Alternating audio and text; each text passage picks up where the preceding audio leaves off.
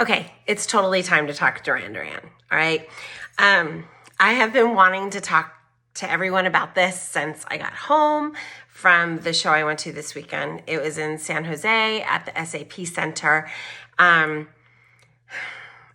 You guys saw me. I stood right here in this room and said, maybe I'm done. Maybe I'm just tired of seeing the band. And then I went, and now I'm like, when can I go again? It's ridiculous. I don't know. I don't know what happens to us. I think it's just one of these things. You get out of practice, you get away from it for a little while, you think, maybe it won't be so good this time. And then you go, and then that band just reminds you over and over and over again how much fun they are and how lucky we are to still have them. And that's kind of how I felt that night. I wrote down just a little bit of notes. I hope you all have beverages because this might be long. I haven't done one of these for real since, I think it was since Amanda and I were going to shows together. So this is like the first time I've ever really reviewed a show by myself. And it's weird. I'm not going to lie. There are things that are weird, and I'm still trying to find my way, so bear with me. To start off, the center is huge. I mean, to me, it was big. I kept saying, I was one of these naysayers. I kept saying, there's no way they can sell out all of these big, huge arenas. I said the words, just because they're in the Rock and Roll Hall of Fame doesn't mean that their audience is going to grow or going to even be willing to come out and see them anymore. I really didn't think so, and I was very wrong. When I walked in to the center, first of all, I found out it was like a capacity of, I think it's like 19,000 for a concert. So figure 20,000 people, right? They only really block off not even a quarter. I don't even think it's a quarter of the arena because it's oblong, and anything behind the stage that would have like an obstructed view is blocked out. So there's, a big curtain and nobody goes back there. But still, it was huge. There was the floor was filled. Everything was packed to the rafters. I kept looking back to see empty pockets of seating, and there were none, which is amazing. So anyways, our seats were on the floor, and we went and we sat, and I'm not going to lie, they were great seats. I also paid dearly for those great seats. And for the first time since, I don't even know how long it's been, but I had a long streak of sitting pretty much on Dom's side, and I finally broke the streak this time, and I sat on John's side. And it was just a totally different perspective, which is kind of fun, And of course, John puts on a great show. I mean, he's out there, he's engaging with the audience. He doesn't just stare down at his feet or anything like that. So I'm bound to have a good time no matter where I sit, and sure enough, I did. I saw Chic. I did not get it there in time to see Bastille, which I'm kind of disappointed about. I wish I had, but I didn't. I did see Chic's whole show, and I've got to tell you that, again, I was not necessarily super excited about seeing them because I've already seen them probably 15 times with Duran Duran, which, yes, I do have a problem. I think we've already covered that. But anyway, when we watched them and they came on stage, you cannot help but jump up and dance. You really cannot help yourself, because I thought I was just going to sit there and be like, well, this is great. But there's something, there obviously there's a reason why Niall does so well. And it's not just him, it's his whole setup, his whole band, everybody in the organization. They all come out and they are just top-rate performers, excellent musicians. They take their job seriously, and you can tell because it's just, it's incredible. As a fellow musician, I truly appreciate everything that he brings to the table, or to the stage, I should say. And I danced the entire time, and I couldn't wipe the smile off my face to save my life. So it was fantastic. And I look forward to seeing them again, for sure. then, there's that little bit of time in between Duran Duran, or I should say in between Chic and Duran Duran, and they're setting up and everything, and I'm sitting there waiting, and I don't know, that there's so much about being a fan of this band that I can't really convey. And it's not just emotional stuff. It's that there's this energy with all of the fans that are down there on the floor. And it's because I think the majority of us bought our, tickets through a pre-sale. We've all been in the trenches together. And I mean that truly, because it's not easy to get tickets on Ticketmaster anymore. They make it hard and they make it super expensive. And, there's just, you talk to people, you see them there. I saw people that I hadn't seen in, I think, since before COVID.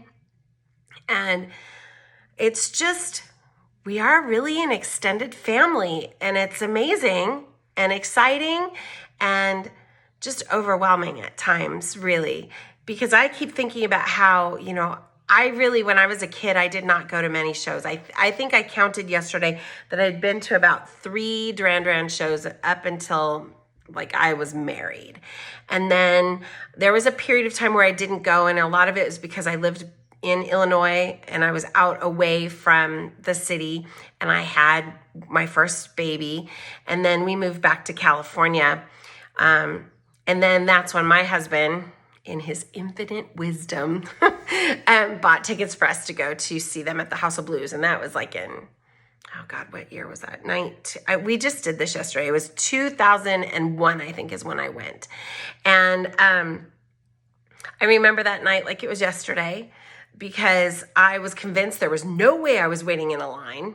No way. I went, I had dinner, I watched all of these Duranis that were waiting to get in because it's general admission, and I laughed at them. I'm not kidding.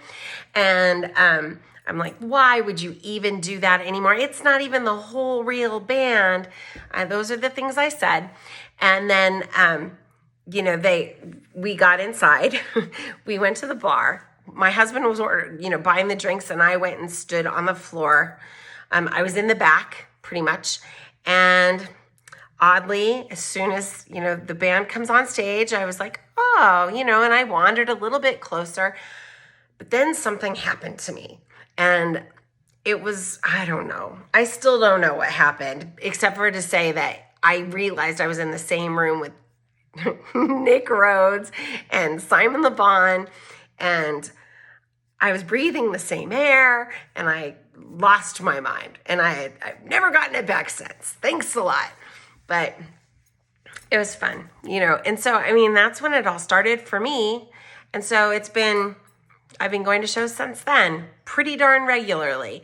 And I don't know, I went through my moments where I was a really loud Duran Duran fan, and I was a really obnoxious young, mom, I guess, that would get out and go lose her mind at night.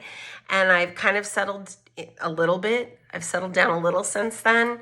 And I've seen myself age incredibly, just because God, when I think back, 2001, that was a long time ago. And so this band, I've watched them and they've watched all of us. I know that they recognize some people, they look out in that sea of faces and they see people that they've seen before, and they're probably thinking, holy cow, what happened to her? And, and by her, I mean me, because I've changed a lot. It's just weird. It's weird thinking that you've aged with this band, and yet it's a really special connection we have, because it's not normal. It isn't typical of rock bands to be around for this long, and particularly those from the 80s. And so, when you consider all that, and then you think about the fact that, my gosh, those of us who were busy and online back in the day, we still are in different fashions, of course, but we're still around. That's incredible. And I don't think that individually we think about that enough. And so that's why I wanted to take a little time just to be like, holy cow, we've come a long way. I don't even go see them in the same places that I did back when I first went to the House of Blues. I don't even live there anymore, so things have changed, and I'm sure for all of you, things have changed as well. But we're still like, I don't know, there's this line in Anniversary where he says, do I stay, go, or I'm still riding on the train. I'm still on the damn train. I haven't gotten off. I don't know where my stop is. That's kind of how I feel. It's very strange, but fun and cool at the same time. So the band comes out. Okay, we're going to talk more about the concert because I'm sure that's what you all care about. You don't care about my meanderings. I can't help it. I'm a blogger. That's what I do. They come out to the front, or not to the front of the stage. The stage is totally different now because they've got like these screens that come out and they kind of cover where the guitars would be, I believe, and where Roger sits.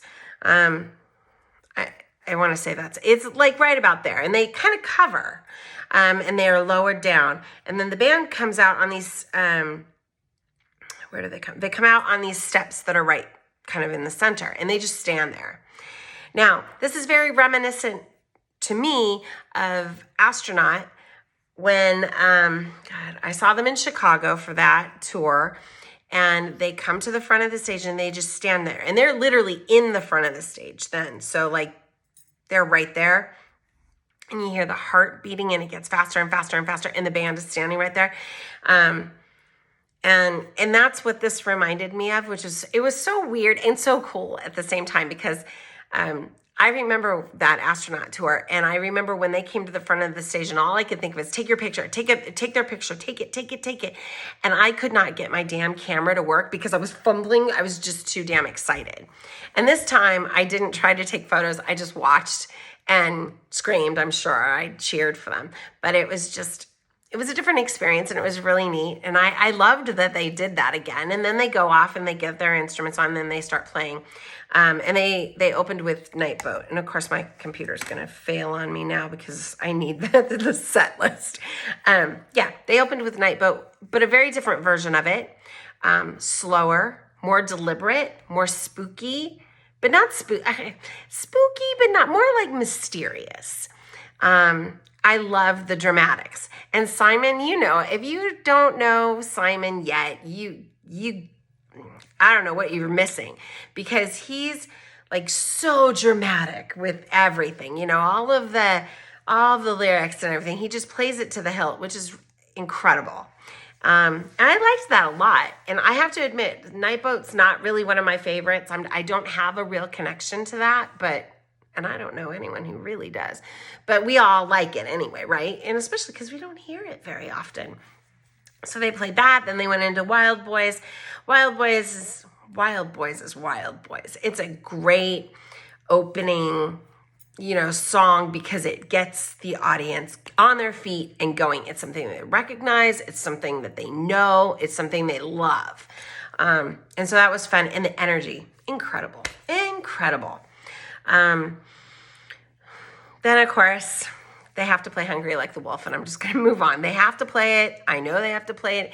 It doesn't bother me anymore. It's just one of those things. Yeah, you got to play it. There's a lot of songs on this set list that they have to play because if they don't play it, they hear about it. Okay, whatever. I'm not going to go through every single song. I'm going to just mention a couple. Give It All Up. They bring Rachel down. She's one of their backup singers. Incredible voice. She sounds like an angel, and she sings that song so very well. I loved it. And she's young and vibrant and all the things that I wish I was every single day. So I have to say that. They played Lonely in Your Nightmare, which I was not expecting. I know that it's been on other set lists, but I only know because I looked this morning. I have tried my best not to look, not to bother, don't care about it. And it's because I just didn't want to ruin the surprise. That's all. I loved Lonely in Your Nightmare. I did not love Super Freak.